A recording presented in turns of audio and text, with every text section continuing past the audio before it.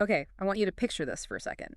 You hop off a plane, maybe Zurich, maybe Taipei. What's the first thing you see that kind of connects you back home?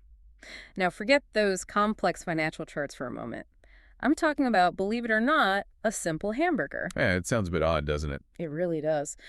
But for almost 40 years now, the Big Mac has been this unlikely global benchmark, a way to gauge the health of international currencies. Exactly, and that's what we're diving into today, this tool that actually coined the term Burgernomics, the Economist's Big Mac Index. Burgernomics, I like it. It started back in 1986, almost as a bit of a joke, a semi-humorous illustration.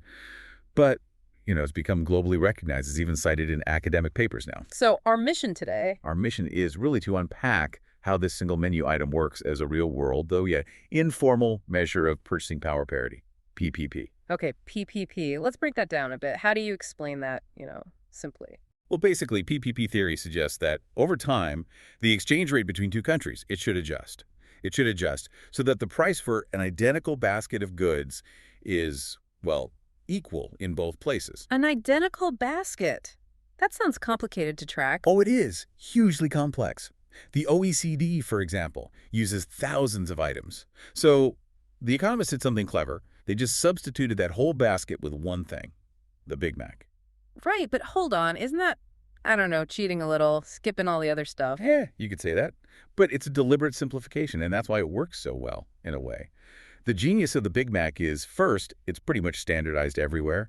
And second, it's final price packs in so many local economic factors. Like what, exactly? Well, you've got the cost of the ingredients, right? Then local wages for the staff, the rent for the restaurant location, even local advertising costs. All that stuff gets baked in. Ah, okay. So it becomes a reasonable stand-in, a proxy for real purchasing power on the ground. Exactly. A pretty reasonable proxy. And the calculation itself is fascinating. How does that work? It's straightforward, actually. You take the price of a Big Mac in whatever foreign currency you're looking at, and you divide it by the price in your base country. Usually that's the U.S. That gives you what they call the implied exchange rate. Okay, let's try an example. You mentioned July 2023 figures earlier. Yeah, perfect. So July 2023, Switzerland.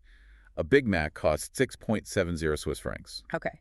And in the U.S.? It was $5.58. So you divide 6.70 by 5.58. Which gives you about 1.20. So the implied rate is 1.20 francs per dollar. Right. Now, compare that to the actual exchange rate on the market at that time. It was 0.87 francs per dollar. Ah, I see. The implied rate, 1.20, is higher than the actual rate, 0.87. Precisely. And because it's higher, that simple calculation tells us the Swiss franc was, according to the index, overvalued against the U.S. dollar. By how much? By pretty striking 38.5%. That gap, that 38.5%, that's the insight the index is designed to deliver instantly. That's pretty powerful for just a burger.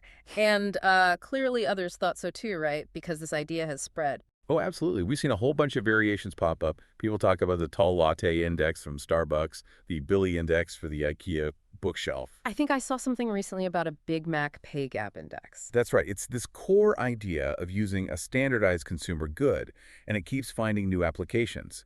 But it's the connection to, real human experience that makes it stick. Yeah, like that stat about how long people have to work to actually earn a Big Mac. That really hits home. Exactly. There was a study in 2015. It found the fastest place to earn a Big Mac was Hong Kong. Just 8.6 minutes of work on average. 8 minutes. Wow. And the slowest? That was Nairobi, Kenya. The average worker there needed about 172.6 minutes. That's almost 3 hours of work for one sandwich. 3 hours versus 8 minutes. That lays global inequality bare in a really stark way. It requires a synthesis, right? Connecting those data points efficiently to see the picture. Absolutely. And, finding those efficient connections between data points, that kind of synthesis, it reminds me, actually. Our sponsor, Silk, helps businesses do something similar. They help uncover where AI agents could make the most impact, whether that's for AI training, automation, or maybe software development. So if you're looking to make those connections in your business with AI, check out embersilk.com. Definitely worth a look. Now, back to the index. Despite its popularity and usefulness, we do need to be critical thinkers about it. It has limitations. Right, it's not perfect. What are the main issues? Well, the biggest one is probably that the product isn't truly identical everywhere. You mentioned India earlier. They use the chicken Maharaja mac because beef isn't widely eaten. Even between places like Australia and Canada, the burger itself can differ in, say, calories or weight.